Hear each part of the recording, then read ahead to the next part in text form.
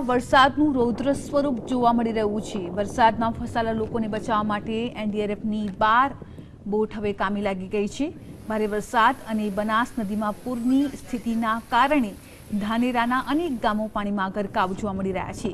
એનડીઆરએફની ટીમ અત્યારે કાર્યરત છે। જો કે 2 ટીમ બનાસકાંઠા પહોંચી ગઈ છે અને સાથે સેના અને એરફોર્સને પણ એલર્ટ કરી દેવામાં આવ્યું છે।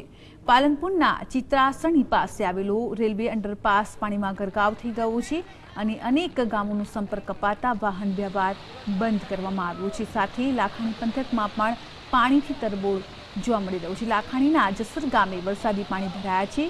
જોકે સરપંચે નીચાણવાળા વિસ્તારમાંથી 150 પરિવારોને સલામત સ્થળે ખસેડ્યા છે। જોકે હજુ પણ પરિસ્થિતિ વણસે તેવી સ્થિતિ જોવા મળી રહી છે। સાથે દાંતીવાડાની વાત કરીશું, ત્યાં પણ વરસાદથી જળબંબાકારની સ્થિતિ સર્જાઈ છે। દાંતીવાડા કોલોનીના 100 ગામોમાં સાથે 100 મકાનોમાં પણ પાણી ઘૂસી ગયું છે। ઘરોમાં પાણી ઘૂસતા ઘર વખરીને નુકસાન થયું છે અને અનેક લોકોના હાલ બેહાલ બની ગયા છે। રસ્તાઓ પર પાણી ફરી વળતા ચંડીસરથી દાંતીવાડા તરફ જવાનો રસ્તો બંધ કરવામાં આવ્યો છે।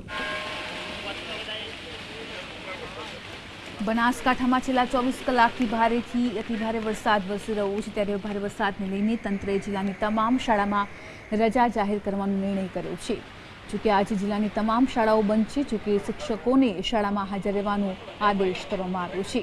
તો સાથે આંગણવાડીઓ પણ તંત્રએ બંધ રાખી છે। ભારે વરસાદને લઈને બનાસકાંઠાના પાલનપુરમાં અનેક સોસાયટીઓમાં પાણી ઘૂસી ગયા છે। પાણી નિકાલ માટે કોઈ વ્યવસ્થા ન હોવાનો સ્થાનિકો આક્ષેપ લગાવી રહ્યા છે।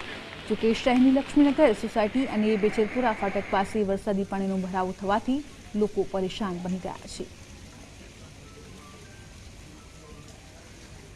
તો ક્યાં કેટલો વરસાદ પડ્યો તેના પર એક નજર કરીશું।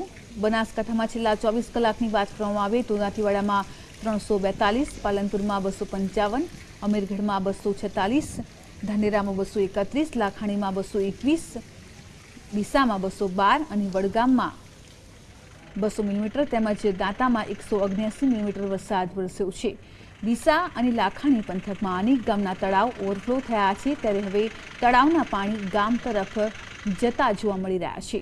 ડીસા તાલુકાના વરનોડા, ગુગલ, પેચડાળ, નાણી જેવા ગામોમાં પાણી પહોંચ્યા, જેથી તંત્ર દ્વારા નીચાણવાળા વિસ્તારોમાં રહેતા લોકોને ઉપરવાસમાં ખસેડી દેવામાં આવી રહ્યા છે।